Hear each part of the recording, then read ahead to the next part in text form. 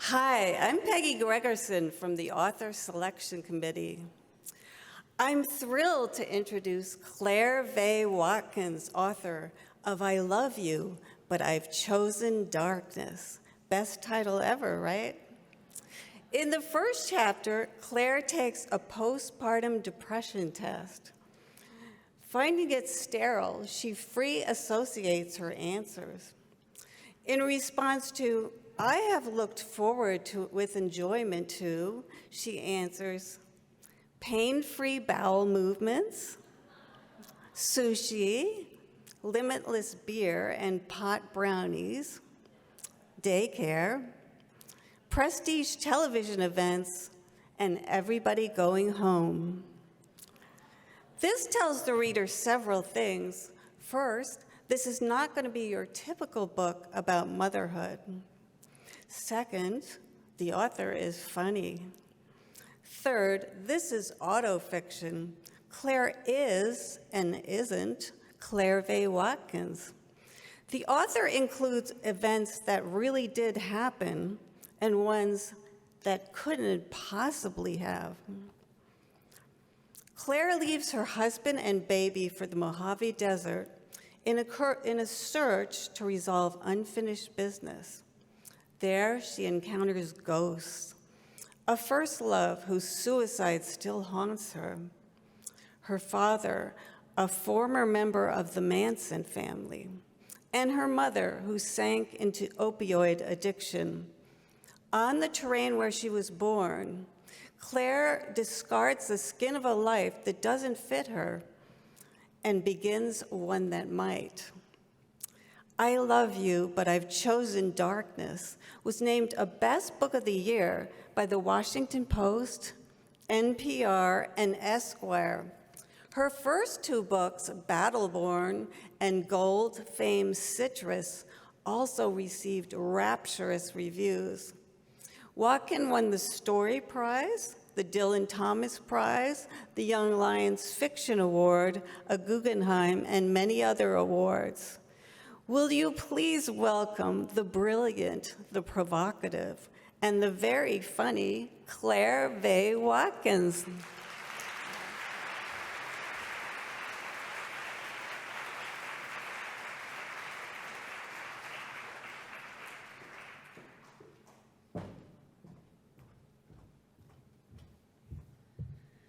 Hello, everyone. Of course, after a lot of promises about how funny I am, I've written a very serious and somber talk. But that's just because I am ornery like that, I guess. Thank you so much for having me here at this special gathering. I do think that there's something very important that happens when we come together like this, and I've missed it a lot, and it's an honor to be back with you all as you set forth in this new iteration of this important event here in Pasadena.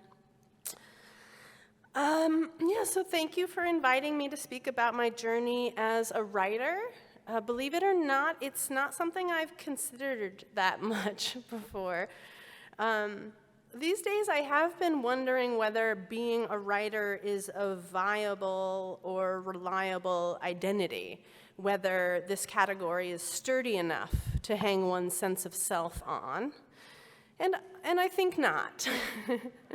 I prefer to think of myself as a person who writes, who also reads, who tells stories or gossips or bullshits with her friends. Perhaps someone who has been given a gift of a special sensitivity for language. A lot of the way I work is by intuition, by feeling, by instinct. And then, particularly when I teach, I can kind of go back and reverse engineer how I got to a certain version of a sentence that is better. And oh, look at that, there's no passive voice in it, or whatever the grammatical structure might be. But the truth is I just feel it out. It just feels better for me to go into a certain direction, and I trust that.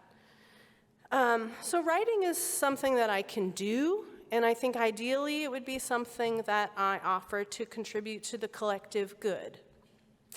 The pieces of writing I'm most proud of these days are fairly private compared to the 3 books I've published with commercial presses in the US that have been published in many countries.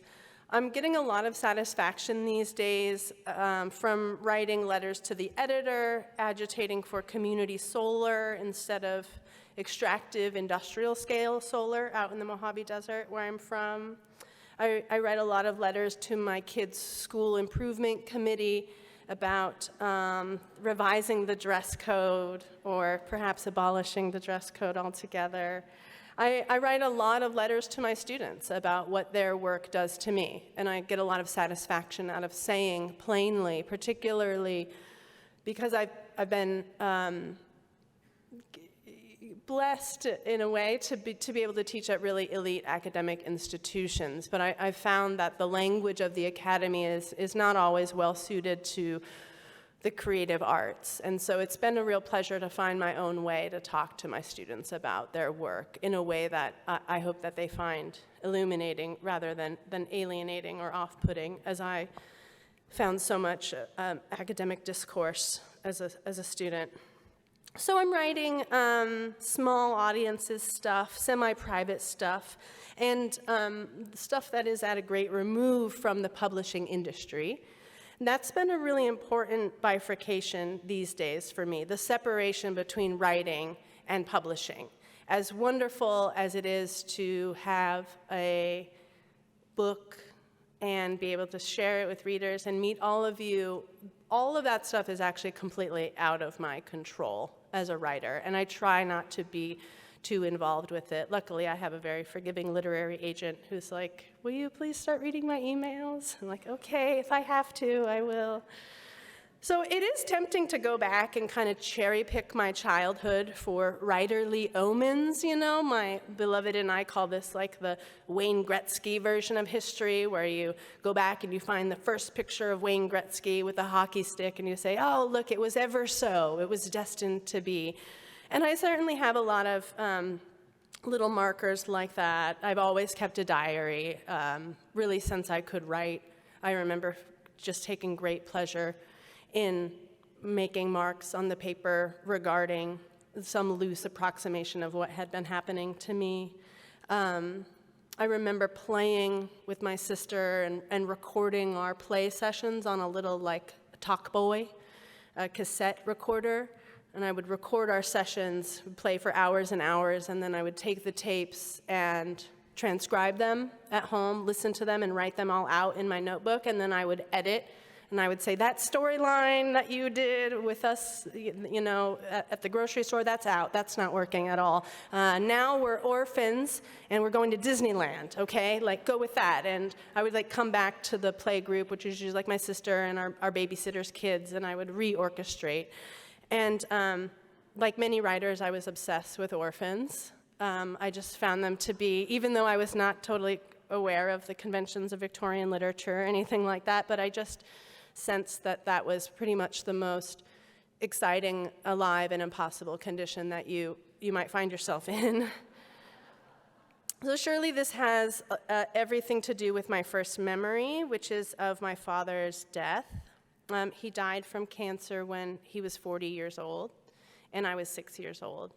He died here in Los Angeles, in Trancas Canyon, at a little house we were renting after he refused more and more treatments.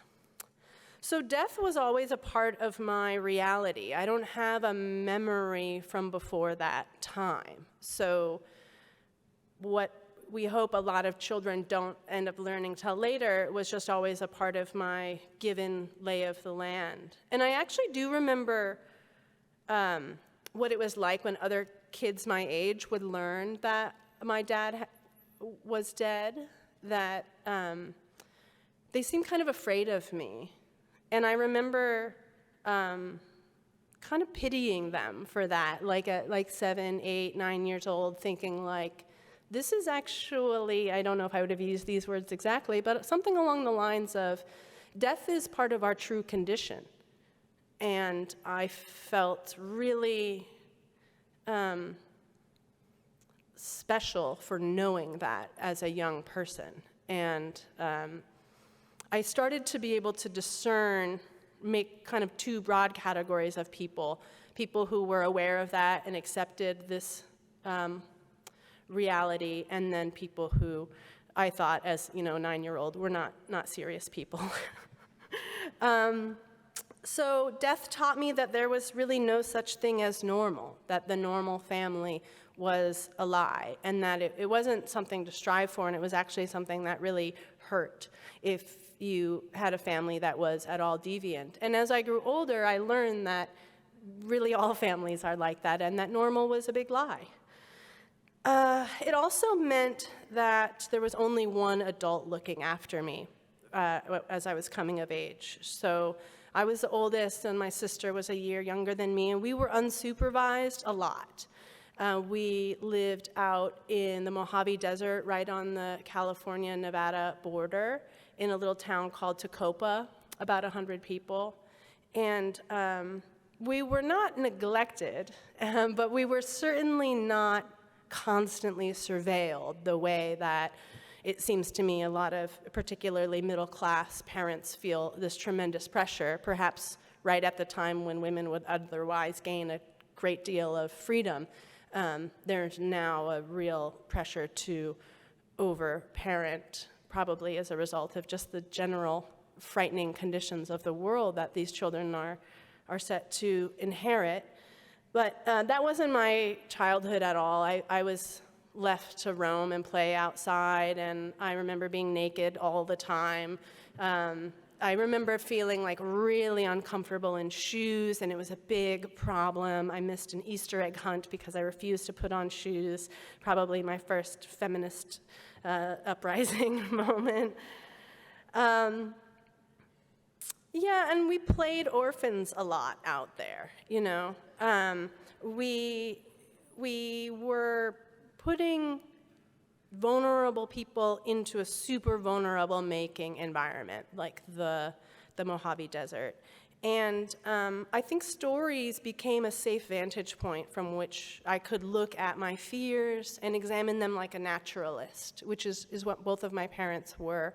They started a little rock shop in a natural history museum on the edge of Death Valley. And so I kind of started to study the land around me and the adults around me in my community. And they became places where I could ask questions that were otherwise really scary, like, what if my mom dies and there's no one else to take care of me? Or what if I have to take care of my sister? Or why does everyone around me seem to be in so much pain? And what are they going through? And why? And how?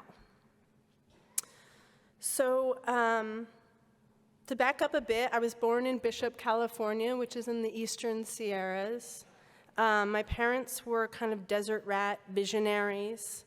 They founded this museum. It's called the Visitor Center, first in Tecopa, California in the mid-'80s. And then after my dad died of cancer in 1990, my mom moved the operation a few miles down the road, and it became the Shoshone Museum, a natural and cultural history museum and a rock shop that is still open in the tiny town of Shoshone, California, population about 35, last time I checked.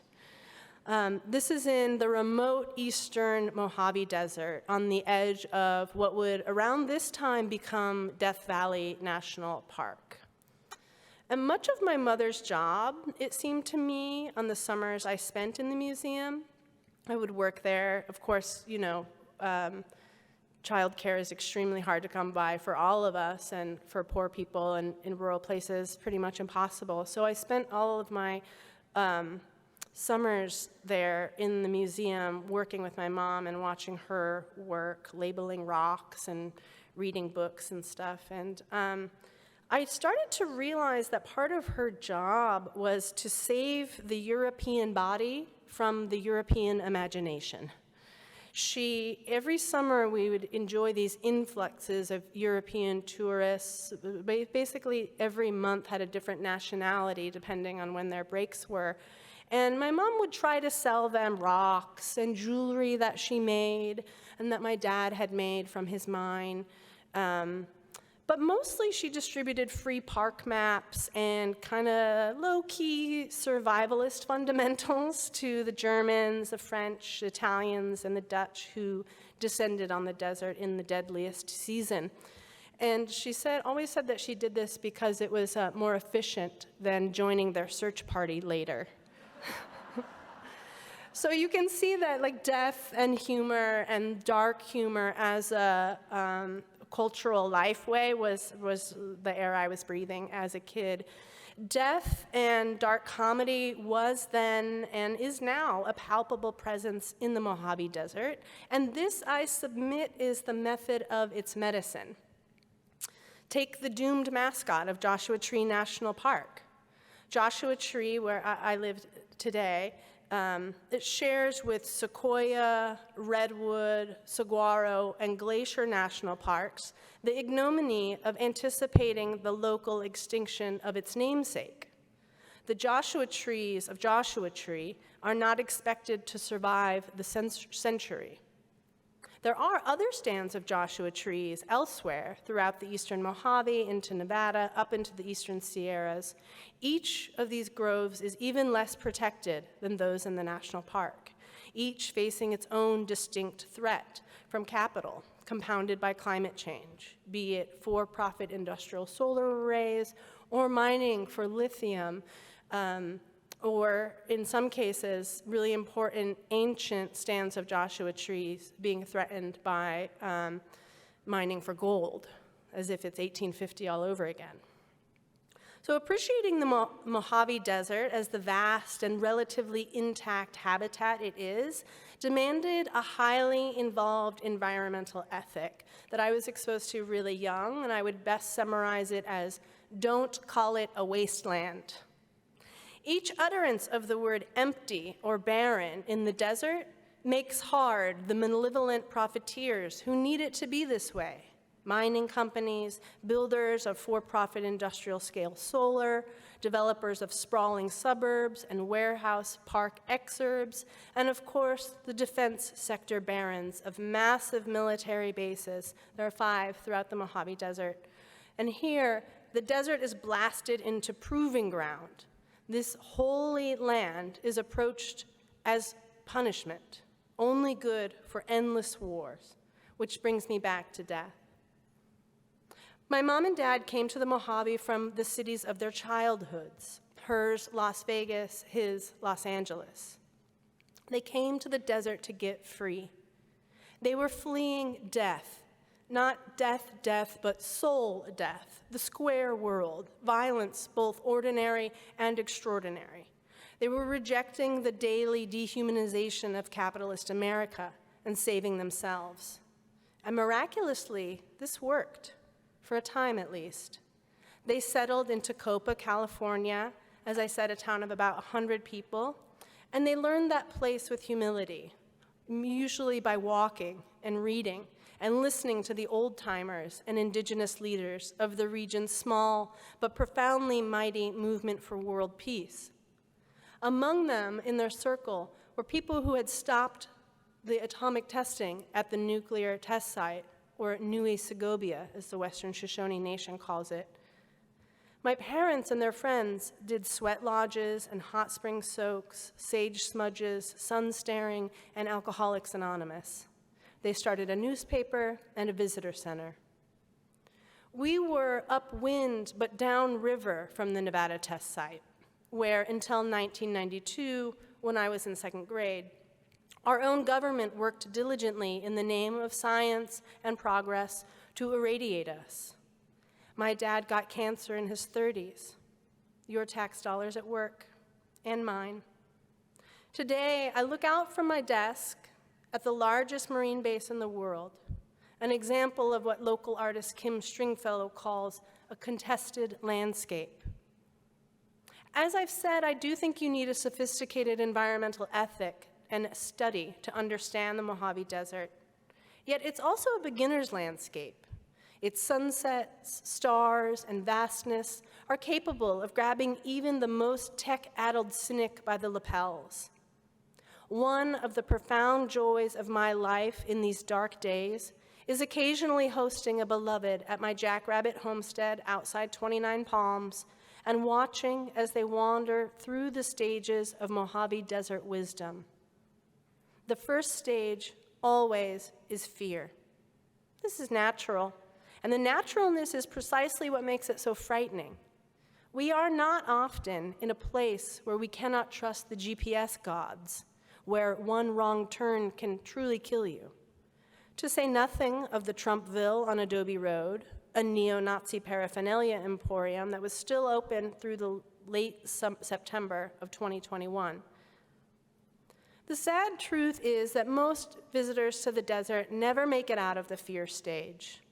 They're so afraid to accept the fear that they lash out at the desert, regarding the land that is sustaining their very being, from which rises the air that they breathe, as an enemy. You are made vulnerable in the Mojave Desert, and that freaks a lot of people out.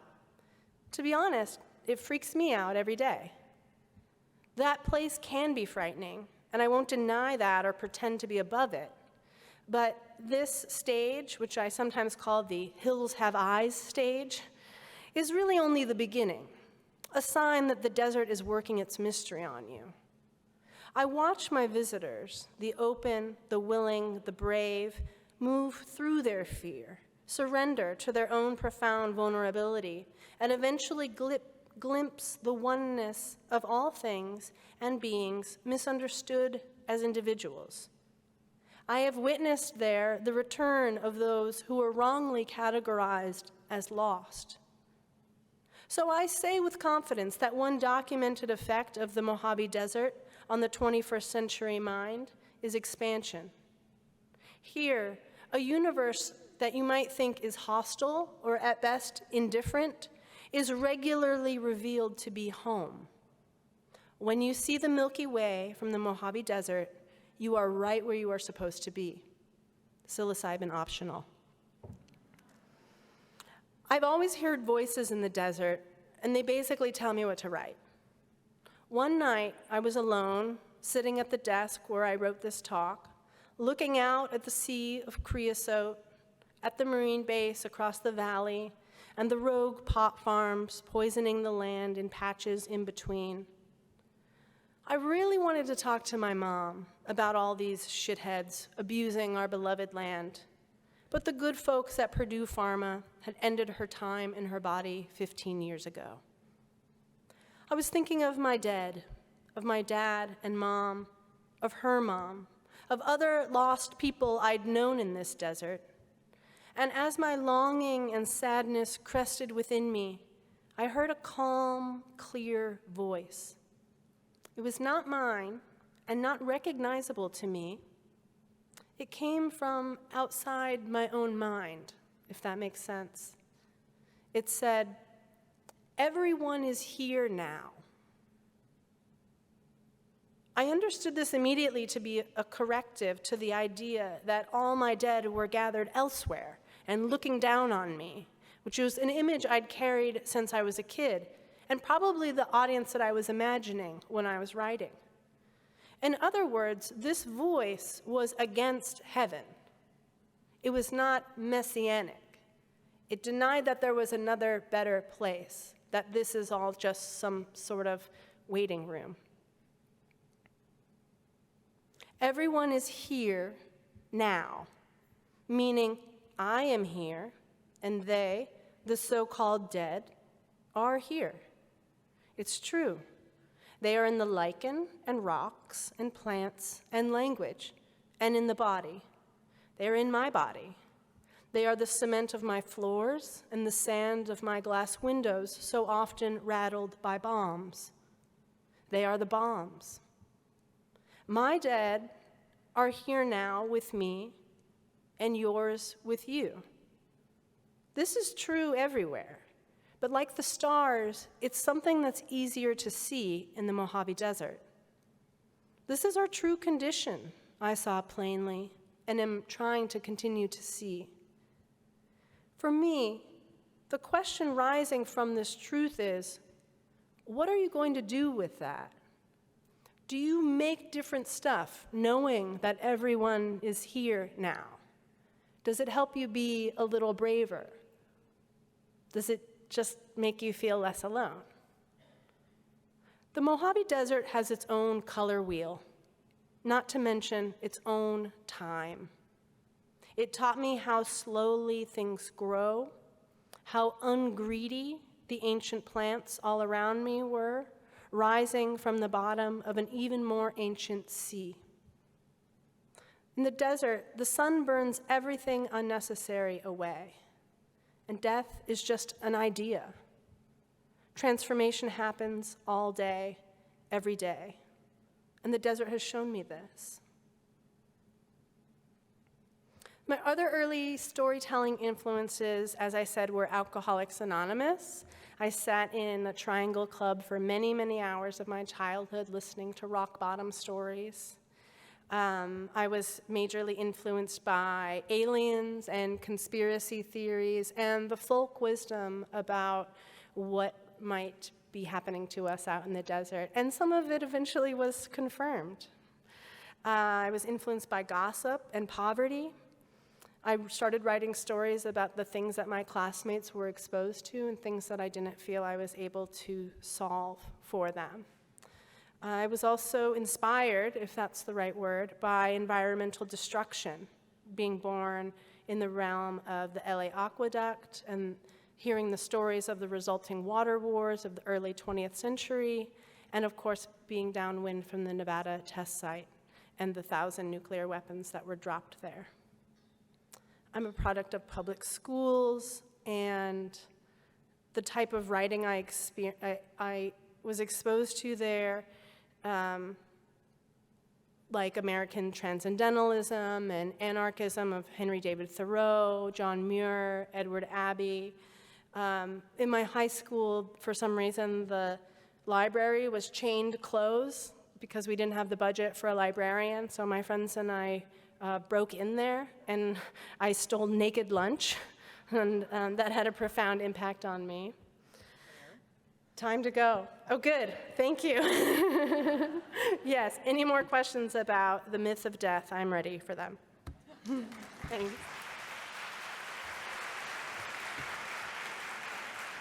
Thank you, Claire. I'm sorry to cut you off. Oh, no, please. I'm glad to finally have we gone do over. have I never do. questions. Good.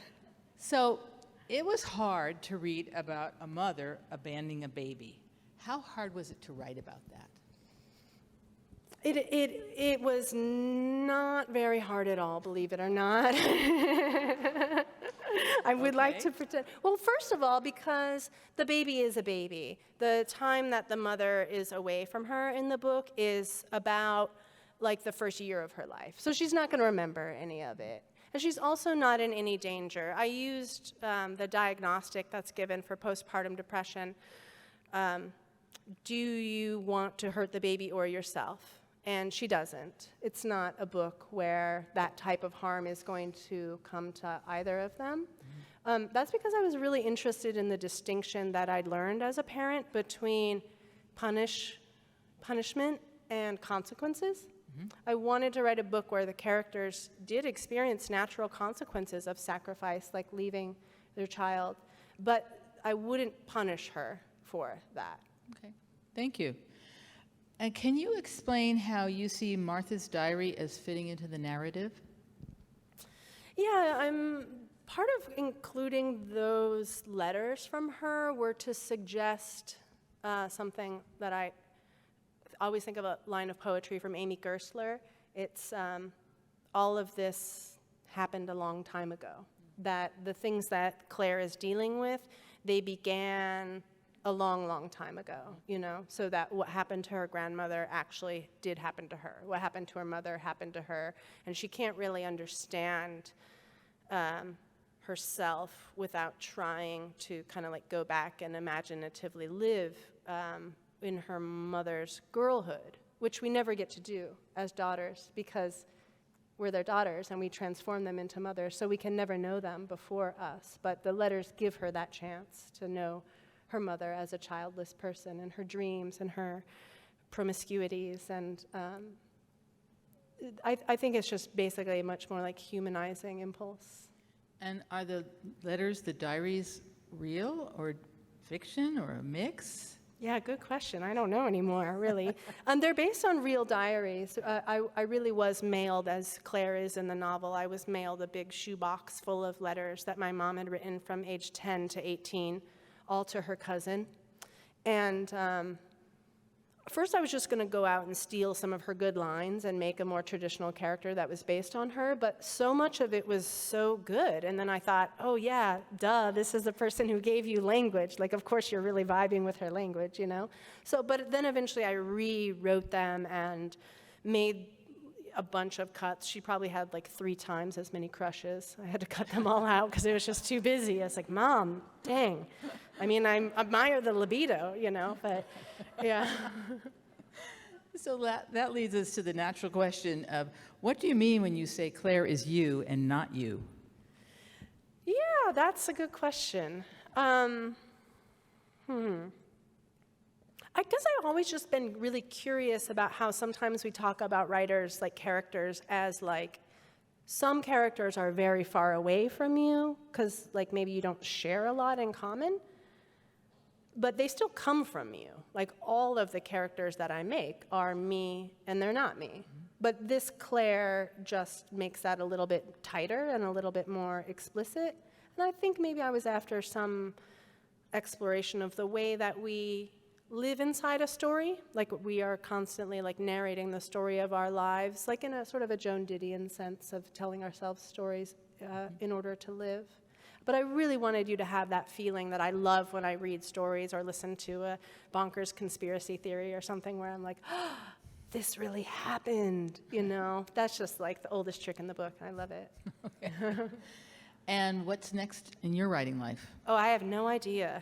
No idea at all. I have this delusion going that I'm going to just think about a book for like 10 years and then write it really quickly, which I've never done before, and I have no evidence to think that that will work. But I am thinking about historical novels, especially because having lived through such a clearly like different time, meaning like the Trump administration or environmental collapse or late stage capitalism, a feeling of like the thickness of history. I kind of want to take that feeling but then move it to maybe the early 20th century in the desert when people were getting a lot of those really bad ideas about how God wants you to have this place and tame it and extract it, and surely nothing bad will happen if we do that.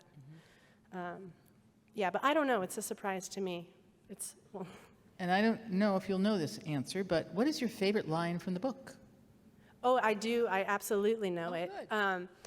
It came to me, as all my best lines have, from children, and I changed it a bit. But there's one scene where Claire and her friends, she has like a speaking engagement in the morning, and the night before they have like a wild night, and they stay up late and they eat mushrooms and accidentally go swimming in the river, and it's a great romp. And now it's time for her to do her speech, and she is not prepared at all, and she's already spent the honorarium, and it's just like a bunch of wish fulfillment for me, you know? And she says, she thinks about running, and the line is, I thought about running, but my butthole winked. And so that's why she can't escape the speaking engagement. So. Well, thank you very much. Yeah, thank you.